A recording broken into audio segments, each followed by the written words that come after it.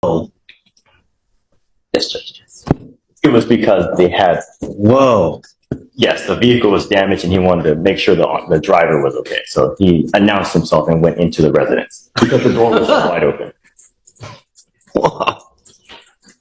You're charged with failure to give information upon striking a highway fixture.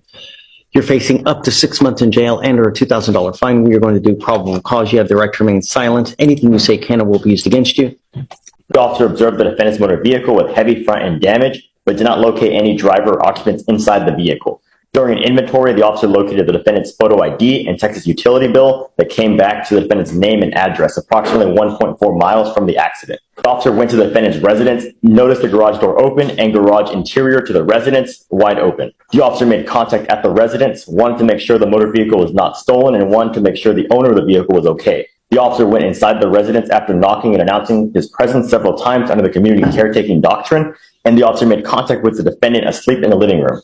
The defendant woke up and... Whoa. Yes, Judge. It was because they had... Whoa. Yes, the vehicle was damaged, and he wanted to make sure the driver was okay. So he announced himself and went into the residence because the door was wide open. Wow.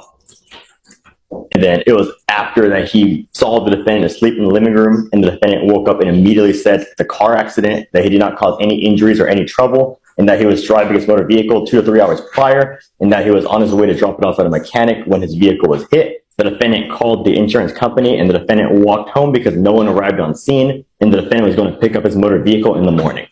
And the officer made contact with the complainant, who stated she heard a loud bang and observed damages, approximately $1,025. So, are you telling me that he did stay, though? No. What happened, Your Honor, is that he struck the mailbox at the apartment, and the defendant said that he called his insurance, no one came to the scene, so he walked home. And the officer, when he arrived, saw the empty... Did he make an attempt to make a phone call at the scene to anyone? All he said is that he called the insurance company. That's the only person that he had stated he called. And then after that, he walked home because no one arrived on scene. And then that's when the officer arrived and saw his empty vehicle damaged. And then he found the utility bill and the ID.